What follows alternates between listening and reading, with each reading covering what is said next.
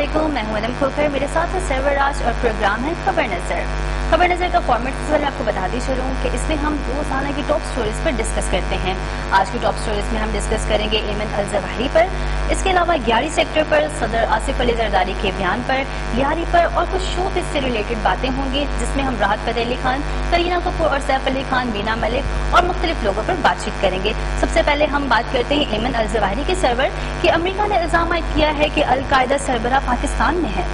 जी हाँ, इससे पहले भी इस किस्म के बयान उनके सामने आए हैं और ये अभी हिंदुस्तान गई हुई थी हिलरी क्लिंटन और उन्होंने वहाँ पर मीडिया से बात करते हुए कहा कि पाकिस्तान में रुपोश है अलकायदा सरबराह। देखिए, अलकायदा सरबराह के बारे में थोड़ा सा मैं आपको बैकग्राउंड बताता चलूँ कि तंजानिया वगैरह में इससे पहले जो इन पर इल्जाम थे जी 2001 से पहले की अगर हम बात करते हैं तो 224 अफराद वहाँ हलाक हुए थे। उनका मुकदमा भी अल-ज़वाहिरी के ऊपर है, अलकायदा सरबराह जो है, और ये उसामा बिन लादेन के बाद सरबराह बने हैं अलकायदा के और काफ़ी फाल उन्होंने किया अलकायदा तंजीम को। और जो कि पाकिस्तान और अमेरिका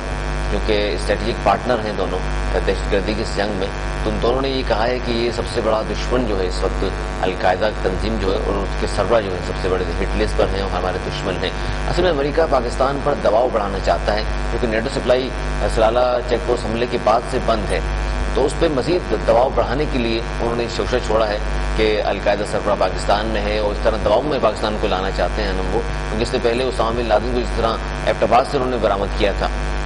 तो शायद अब वो इस तरह दबाव बढ़ाना चाहते हैं कि जिस तरह उसामा बिन लादेन यहाँ से मिला है और हमने आपको कुछ नहीं कहा और आलमी सतह पर भी हमने इस मामले को ज़्यादा हाईलाइट नहीं किया, लेकिन अब हम ऐसा नहीं करेंगे, इसलिए दबाव बढ़ाने के लिए कि नेटो सप्लाई खोल दें या फिर इस टाइप के इल्जाम आपको बहुत ज़्यादा सुनने पड़ेंगे। और वो दबाव बढ़ाने की ये सारी पॉलिसीज़ होती हैं और हिंदुस्तान में जाकर उन्होंने बात की है। और हालांकि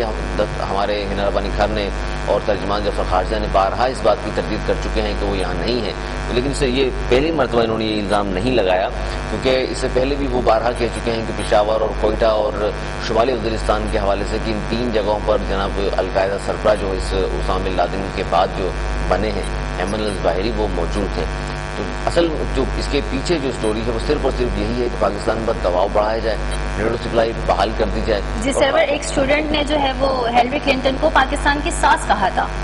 तो इस सास के बाद कहाँ तक ठीक है? और बिल्कुल सही है, क्योंकि सास ने कहा था कि जिस तरह सास कभी भी खुश नहीं हो सकती, इस तरह अमेरिका पाकिस्तान से कभी भी खुश नहीं रहा, क्योंकि जितने भी मुतालबात हमारे हुक्मरानों ने उनके माने हैं, मजीद नई उनकी हमेशा लिस्ट आ जाती है कि जनाब आप अब इसके बाद आप ये करना शुरू कर दें, इसके बाद हमारी ये बातें हम मान लें। और ये आज से नहीं हो रहा, गुज़िश्ता 64 सालों से हम यही देख रहे हैं और हमारे हुक्मरान हमेशा अमेरिका के सामने घुटने टेकते आए हैं। इससे पहले आप देख लें कि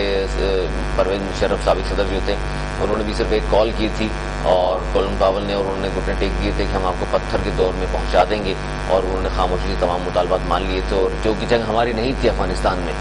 और वहाँ कूदे वो और ज़ाहिरी तालिबान का रुख पाकिस्तान की जानिब हो और आज तक उसकी सज़ा हम भुगत रहे हैं और कितना अरबों खरबों रुपए का भी नुकसान कर चुके हैं। उसके अलावा हज़ारों कीमती जानें जो हैं वो चली गई हैं और उनके लिए हमने बहुत सारी इस दहशतगर्दी की जंग में जो कुर्बानियाँ दी हैं उन तमाम को वो एक मिनट के अंदर उन्हें साइड पर रख देते हैं, पश्चिम डाल देते हैं। और जिस तरह अभी ये बयान है कि अल-ज़वाहिरी पाकिस्तान में रुपोश है, ये सिर्फ इसलिए इस तरह के बयान सामने आ रहे हैं कि नेटो सप्लाई चूँकि बंद की हुई है पाकिस्तान ने, और हालांकि असम्बली की तरफ से अगर आप देखें या सियासतदानों की तरफ से अगर आप देखें तो वो तो खोलने पर रजामंद है, लेकिन अवामी रद्दअमल की वजह से सिर्फ और सिर्फ अवामी रद्दअमल और पाक फौज की वजह से ये इस पर अभी तक स्टैंड नहीं लिया जा सका। क्योंकि देखिए,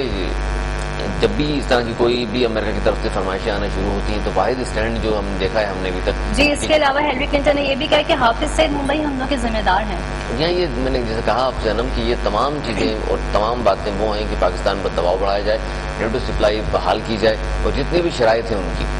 वो तस्लीम कर ली जाएँ। और ख़ासतौर पर जो चूँकि 2014 के बाद उन्होंने अफगानिस्तान से निकला करना है तो तमाम उनके जितने भी उनके टैंक्स हैं या और जितनी चीज़ें हैं तमाम का रूट्स जो है यही बनता है पाकिस्तान से वापस आने का महफूज तरीन रास्ता ये है। तो वो चाहते हैं कि महफूज तरीन रास्ता भी हमें दिया जाए और नेटो सप्लाई बहाल कर दी जाए। इसके अलावा जो उनके खदशात हैं,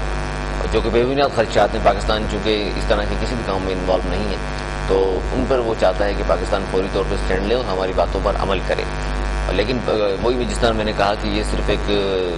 दबाव बढ़ाने के तरीके हैं, इसके अलावा इसमें सच्चाई बिल्कुल नहीं है। इसके अलावा तेल के हवाले से भी उन्होंने बातचीत की है। जी हाँ, तेल के हवाले से खासतौर ईरान से, क्योंकि उनके शुरू ही से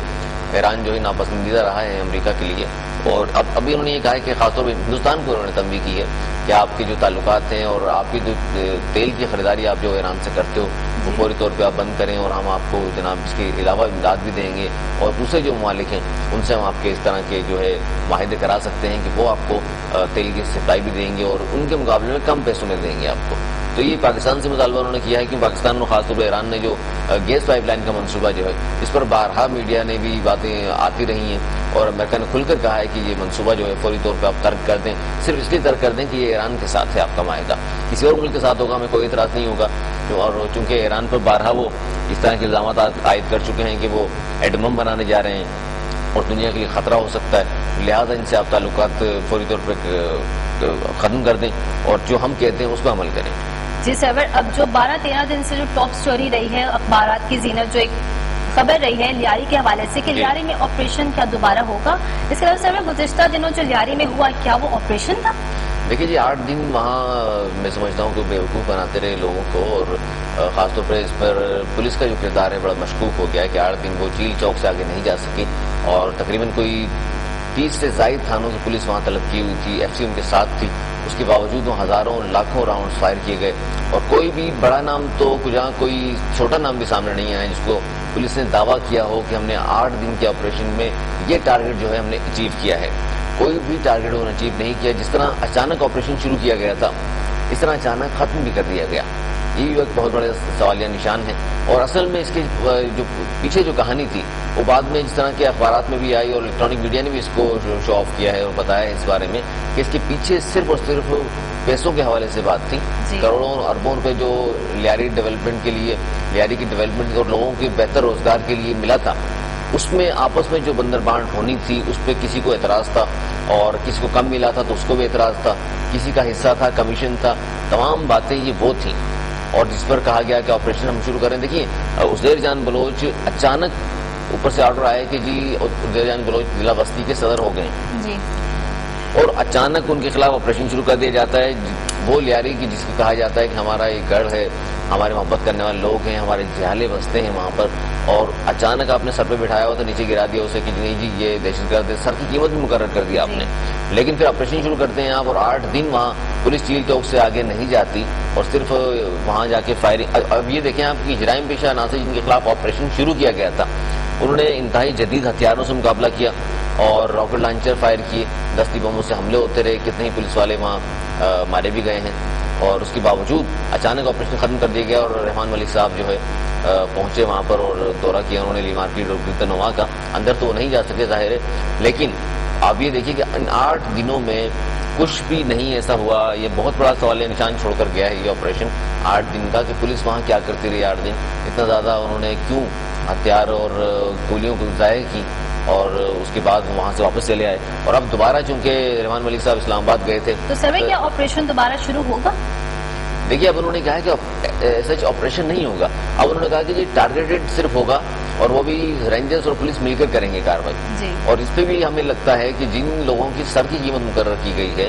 وہ تمام لوگ میں نہیں سمجھتا کہ گرفتار ہوں گے، اور کیونکہ گورنمنٹ اگر اس کے حوالے سے سیریس ہوتی تو 8 دن جو پولیس وہاں آپریشن کرتی رہی، اور پتہ نہیں کون سی وہ حکمت عملی تھی جس کے تحت انہوں نے رینجرز کو بھی حصہ نہیں لینے دیا گیا، اور بارہا یہی کہا گیا کہ حکمت عملی کے تحت ہم کر رہے ہیں اور رینجرز کو بعد میں ہم بلائیں گے اور مشترکہ کارروائی ہوگی، لیکن وہ 8 دنوں میں ہمیں کہیں بھی نظر نہیں آئی، اور اچانک اب اس طرح رحمان ملک صاحب کی ملاقات ہوئی صدرات سے میری زرداری سے 8 دن کے بعد، اور ان سے مخصوص کچھ ہدایت وہ لے کر اب دوبارہ آئے ہیں، اور وہ چاہتے ہیں کہ کراچی میں ٹارگیٹڈ آپریشن لیاری میں خاص طور پر ہو، اور جن لوگوں کے حوالے سے اخبارات میں اور الیکٹرانک میڈیا میں آیا بارہا جن کی سر کی قیمتیں بھی مقرر کی گئی ہیں، اس حوالے سے وہ چاہتے ہیں کہ ان میں سے ایک آدھ کوئی نام اس طرح گرفتار ہو تاکہ عوام کے سامنے وہ سرخرو ہو سکیں کہ جی 8 دن جو پہلے ہم نے آپریشن کیا وہ اسی لیے تھا، اور اسی لیے دوبارہ ہم نے یہ ٹارگیٹڈ آپریشن شروع کیا ہے، اور یہ لوگ نام سامنے آئے ہیں۔ لیکن ایک اور میں جس طرح کہ میں نے بتایا آپ کو، اس کے پیچھے جو ہے صرف اور صرف گیم جو تھا وہ پیسوں کا تھا۔ دیکھیے وہاں پر جو لیاری میں ایک بہت بڑا پارک ہے، اور اس پارک کو مصطفیٰ کمال